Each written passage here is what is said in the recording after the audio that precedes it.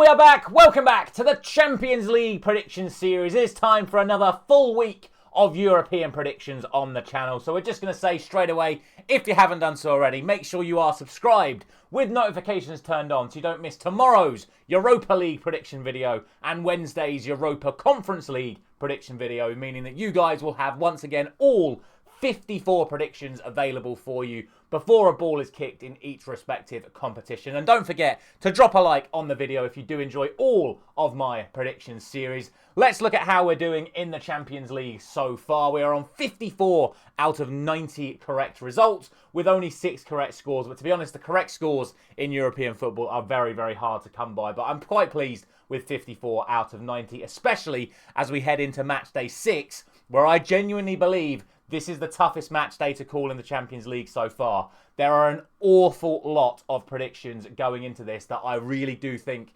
could go either way. So without any further ado, let's get things started, as always, with the 9 games taking place on Tuesday. And they once again kick off with 2 early games. And the first of those sees Dinamo Zagreb taking on Celtic. And straight away, we are met with a fixture that is incredibly tough to call. Dinamo are in 23rd. Celtic are in 20th. Celtic are just 1 point ahead of Zagreb. However, going into this, Dinamo haven't won a single game in any of their last 5 in all competitions, and Celtic are unbeaten in their last 14.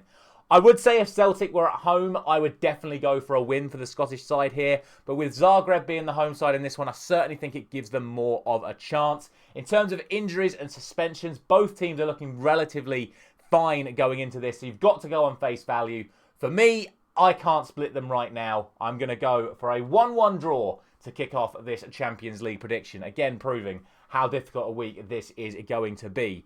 The second one, on paper, in theory, is much easier to call. It is Girona taking on Liverpool. Liverpool, of course, top of the Champions League table, top of the Premier League table. They've won every single game so far in this Champions League. They are unbeaten in, I think, 10 or 12 or something in all competitions. It might even be more. Girona haven't won any of their last 4 matches in all competitions. They haven't even scored in their last 2 matches, including losing 3-0 to Real Madrid at the weekend, who, of course, Liverpool beat 2-0 on Matchday 5. So there is an awful lot in favour of Liverpool for this one. Yes, Liverpool do have injuries, but they didn't even play at the weekend, so they're going to be in a much fresher state than what Girona are going to be, who are still missing, in my opinion, their best player in Sagankov. For me, this is surely another Liverpool win. I'm going for 3-0 to the side from Anfield. From there, we come to the side that they beat on Matchday 5, and that is, of course, Real Madrid. And they are in the first of the later kickoffs on Tuesday, and they travel to Italy to face Atalanta. And, well, what can you say about Atalanta? They are absolutely flying at the moment. They have won all of their last 9 matches in a row, including winning, of course, on Matchday 5, and, of course, winning at the weekend against fellow Champions League side AC Milan in Serie A. For Real Madrid, they have bounced back from that Liverpool defeat. They were able to get a 3-0 victory at the weekend over Girona, as we've just spoken about, with Jude Bellingham scoring for his 5th La Liga match in a row. However, they have lost to Liverpool recently. They've also lost to Bilbao recently, with Mbappe missing penalties on both occasions, which is a little bit hilarious going into this.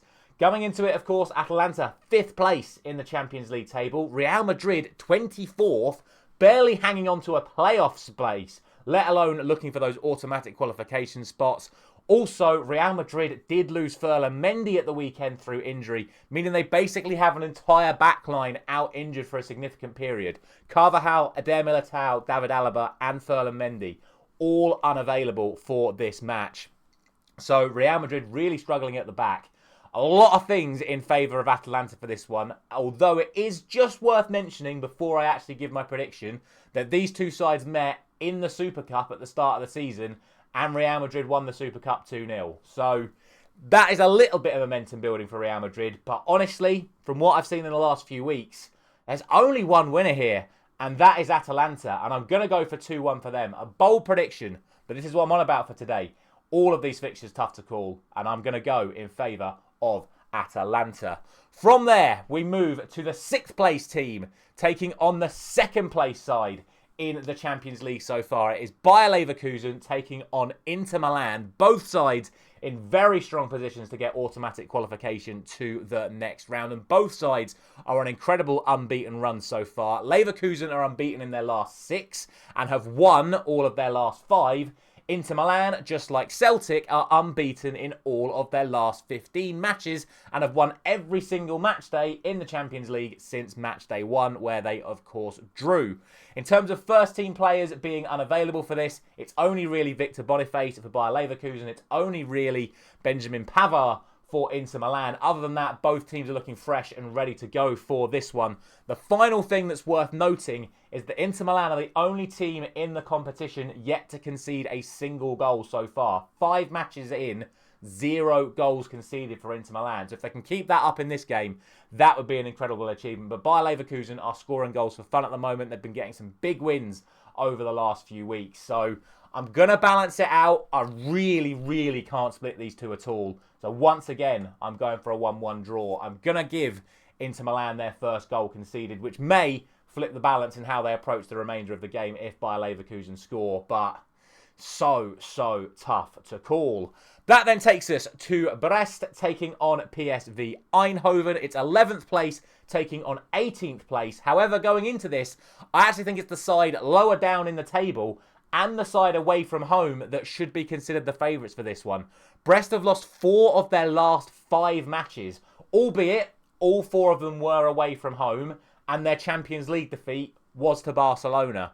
But they are struggling with injuries as well. The likes of Kenny Lala and Leesmalu are going to be out for this. They do have Seema back, but like I say, 4 defeats in 5. They're not playing very well at the moment, whereas PSV have won all of their last 6 in a row, including that unbelievable second half comeback against Shakhtar Donetsk on Matchday 5, which saw them come from 2-0 down to 3-2 with, I think it was only like 10 minutes left. They were still 2-0 down. So an incredible comeback from them.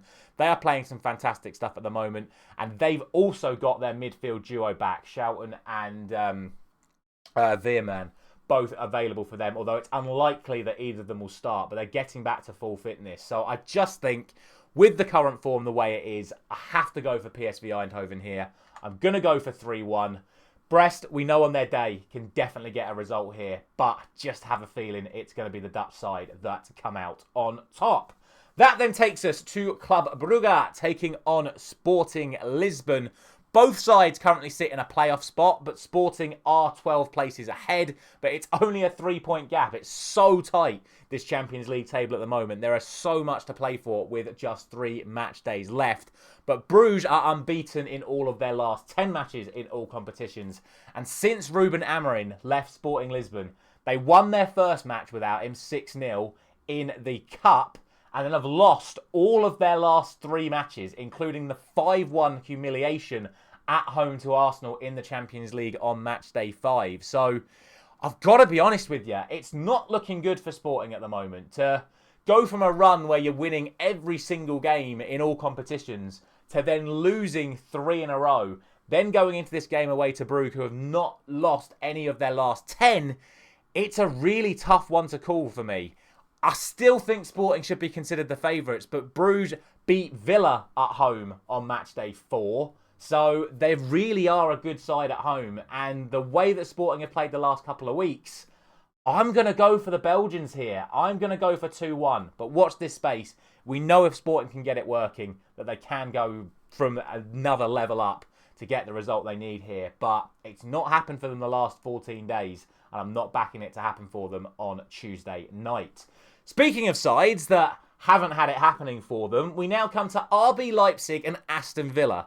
RB Leipzig sit 34th in the Champions League table and after 5 match days have 0 points, which is mental for a side that sit 4th in the Bundesliga at the moment. Meanwhile, Aston Villa are 9th place in the Champions League. They've only conceded 1 goal in the competition so far, that controversial penalty against Bruges with the Tyrone Mings handball incident, but have been struggling recently in terms of their form as well. What's really interesting, if both of these sides have gone on massive runs without wins, but have then both respectively won their last 2 matches. So they're both going to come into this on a little bit of confidence. What's crucial when it comes to Leipzig and, of course, Villa is that Leipzig haven't conceded in either of their last 2 matches, and Aston Villa have been squandering chances for fun. I did 4-0 for Aston Villa against Southampton for the weekend, and it probably could have been, but Villa's lack of confidence in front of goal meant that it was only a 1-0 victory despite so many clear-cut opportunities. And against a Leipzig side that I'm not going to give up as many opportunities, Villa may struggle to get the result here. I'm going to back them because I do think that on paper Villa are the better team and Leipzig are still full of injuries. The likes of Xavi Simons isn't back yet. They're still missing the likes of David Raum and a few other key first-team players from their starting lineup. So that is the only reason I'm going for a Villa win here. But it's going to be 1-0 again. I really think this is going to be a tight affair. I could definitely see it being another 0-0 draw. I did 0-0 for Aston Villa Juventus on the last match day and I got that prediction correct. So we'll see. I think Villa will score, but definitely a chance of 0-0 here.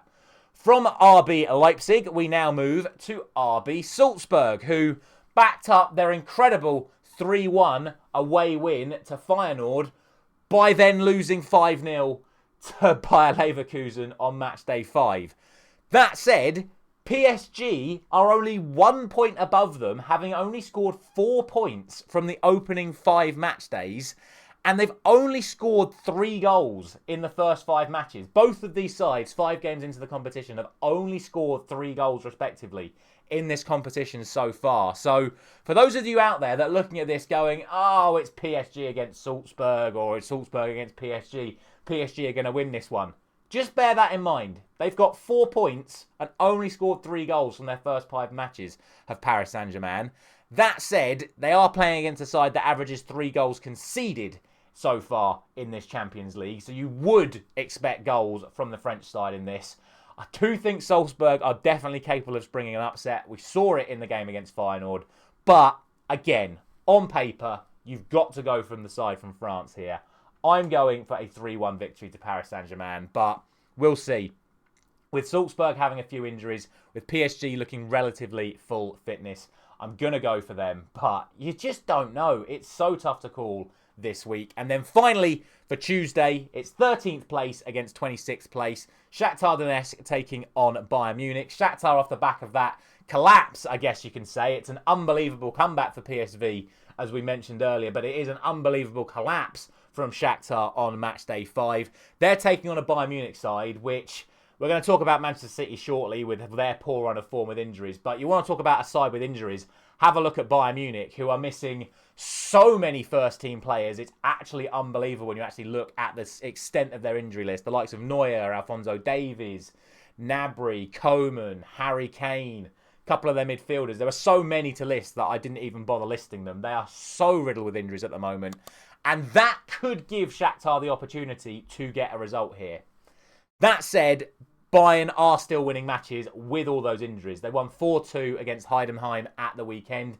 Jamal Musiala coming back from his injury to pick up 2 goals in that match. And I just think, again, against the Shakhtar side that always perform well in Europe, but never quite to the extent that they can effectively challenge the big teams, I'm still going to expect Bayern to get the result here. I'm going for a 4-2 victory to Bayern, the exact same scoreline it was against Heidenheim. I can definitely see Shakhtar getting themselves some goals, but I just don't back them defensively. And I do think, even with the injury problems, Bayern are going to continue to create chances and score goals. So I'm going to go for 4-2 to Bayern. It is worth noting the last time these sides met, Bayern Munich won 7-0. So you have to bear that in mind, albeit it was a fair few years ago. But that's what I'm going for Tuesday. As always, let me know your thoughts down in the comment section below. Take one last look at what we think we're doing there, because it is now time to move on to Wednesday, where we have 9 more matches once again. And as always, we will start off with the 2 early kickoffs. And the first of those on Wednesday is Atletico Madrid taking on Slovan Bratislava. Atletico Madrid had one of the most bonkers games you will see so far this season, with an incredible 4-3 victory over Sevilla last night, with Antoine Griezmann popping up with a last-minute winner.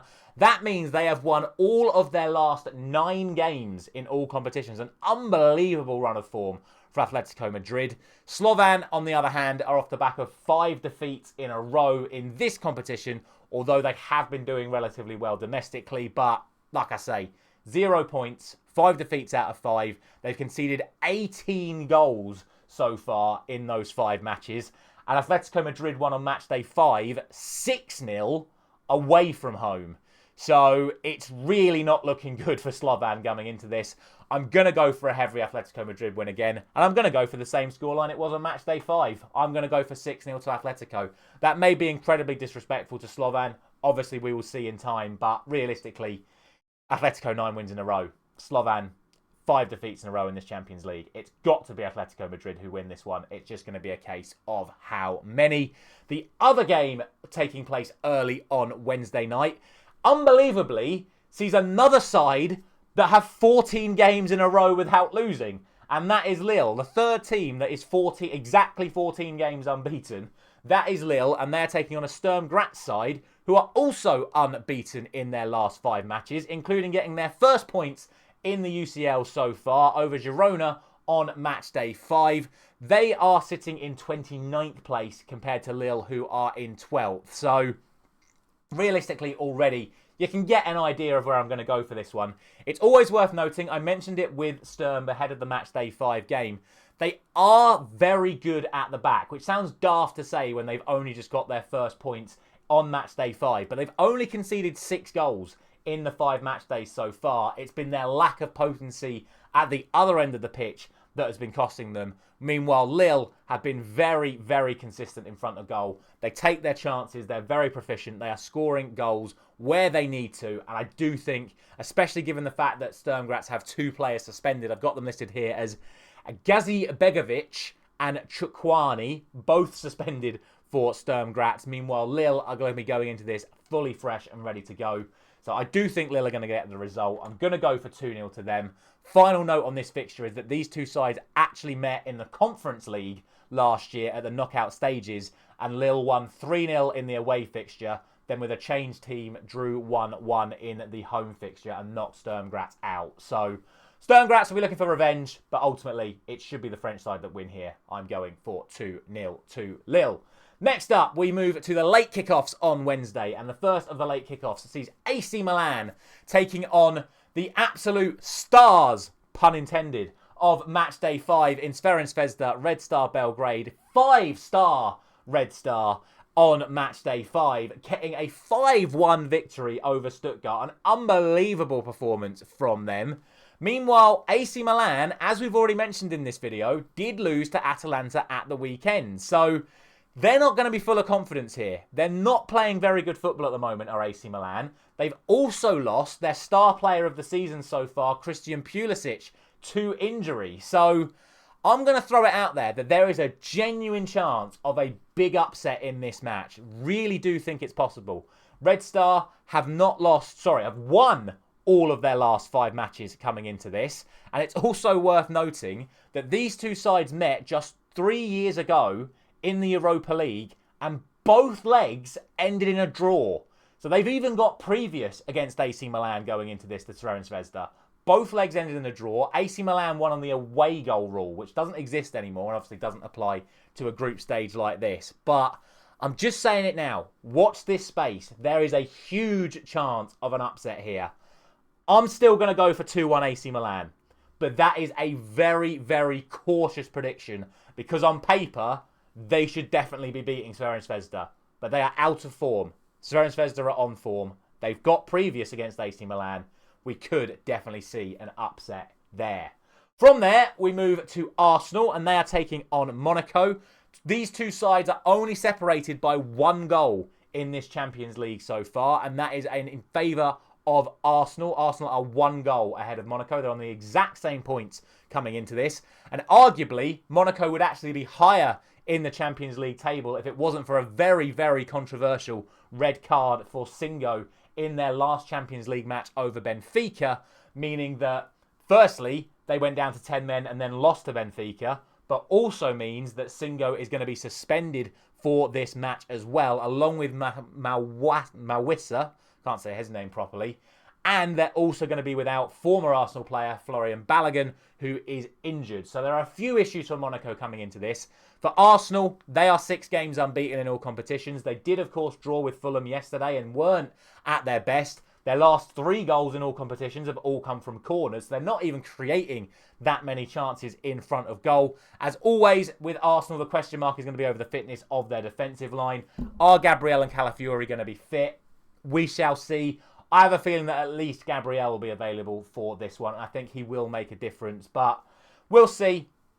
For me, Arsenal should be considered the favourites for this, even though Monaco have had a fantastic season so far, both in the Champions League and domestically in France. I'm only going to go for a 3-1 win to Arsenal. I do think it is going to come together for them, but we'll see. Again, I do think Monaco are capable of springing a result, but I think it would be a surprise, certainly at the Emirates. That then takes us to the side that beat Monaco on Matchday 5. That is SL Benfica, who now sit in 14th place in the Champions League, taking on a Bologna side who sit 33rd and only have 1 point so far, and that was on Matchday 1. They have lost all of the 4 matches since then, coming into this game against Benfica. So immediately, you lot are going to be thinking, well, this is definitely going to be a Benfica win, especially when you consider the fact that Benfica have won all of their last 5 matches in all competitions, scoring 17 goals in the process.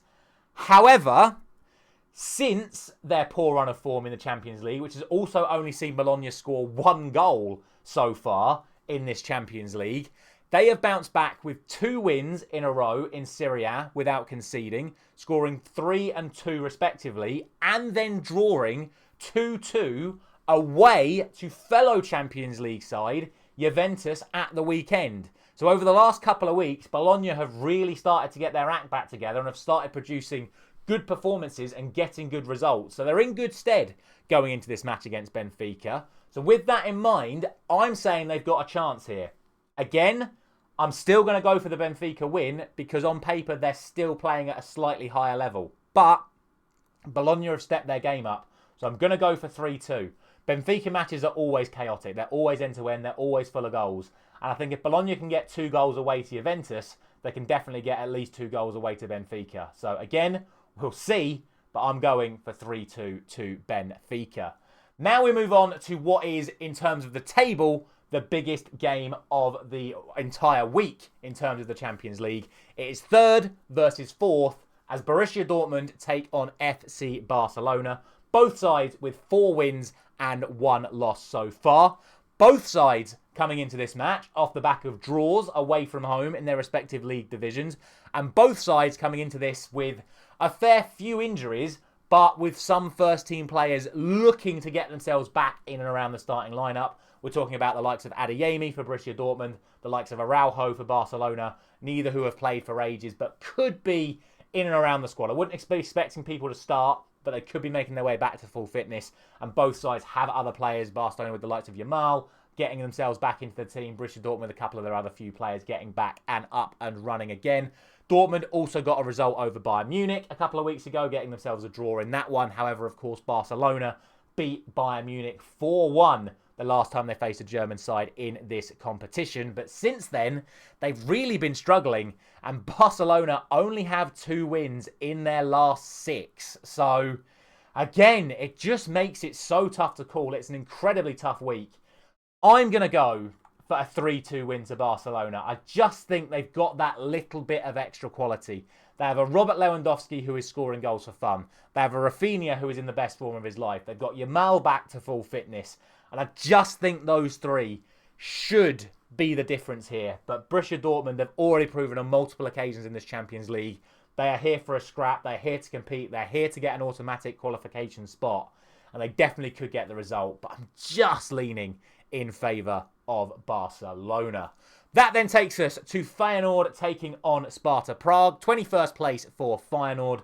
Sparta in 28th. Feyenoord come into this off of that incredible comeback at the Etihad. 3-0 down with 15 minutes to go. And Feyenoord managed to salvage a 3-3 draw away to Manchester City. Meanwhile, Sparta, as we've already mentioned, went down 6-0 at home to Atletico Madrid in their last round match.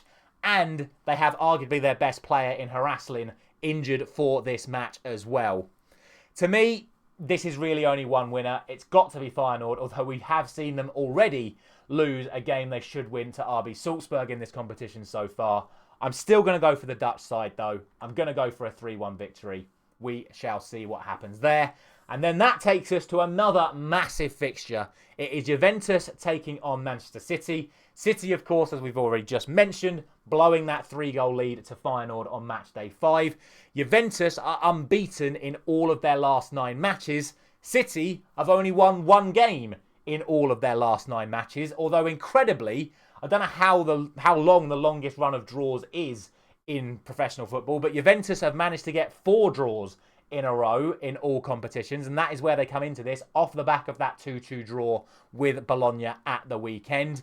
Both teams, of course, full of injuries. We've already spoken about Manchester City's injury crisis that has affected their poor run of form recently, but Juventus have injuries as well, so that's probably affected them not getting wins.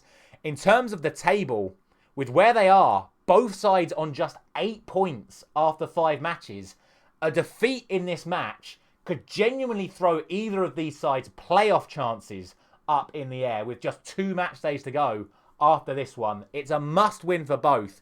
I think it's going to be an incredibly, incredibly tight affair. But Manchester City looks so vulnerable in defence. There is just no organisation. Can't even tell you if there's been a good defensive performance outside of Ruben Diaz over the last few weeks. So I'm going to go for a 2-2 draw. I was very, very close to going to a Juventus win. But again, they're leaking goals. Their big asset early on this season was Juventus weren't conceding. The last few weeks, Juventus have been conceding. And I do think that with the quality Manchester City have, they are still going to score goals. But with the defensive frailties they've got, they're still going to concede goals. So I'm going for 2-2. Honestly, anything could happen, but we shall see. And then that leaves the final fixture. It is last, but also sadly least, as we find the bottom club Young Boys travelling to Germany to face Stuttgart, who themselves aren't in a really good spot in this Champions League so far, and of course were the recipients of that 5-1 defeat to Zvezda on match day 5, but they have responded well since then with a draw followed up by back-to-back wins. Meanwhile, Young Boys, despite being bottom of the table, have also managed to struggle domestically as well. And let's not also forget that we keep going on about Stuttgart losing 5-1. Young Boys lost 6-1 on match day 5, so somehow had an even worse result than Stuttgart on match day 5. They also have Nias suspended, as well as multiple injuries going into this. They lost at the weekend as well. I just don't think Young Boys are going to cause any problems for Stuttgart here. Stuttgart are starting to get their act together. Young Boys are just floundering in all competitions at the moment. So I'm going to round off this week's Champions League predictions with a 2-0 win to Stuttgart. And that is going to be it. As always, let me know all your thoughts on every single game down in the comment section below. A massive thank you for watching. As always, we're going to be doing this all over again tomorrow in the Europa League, and then all over again on Wednesday morning for the Europa Conference League. So a final thank you very much for watching and listening from me. I will see you tomorrow.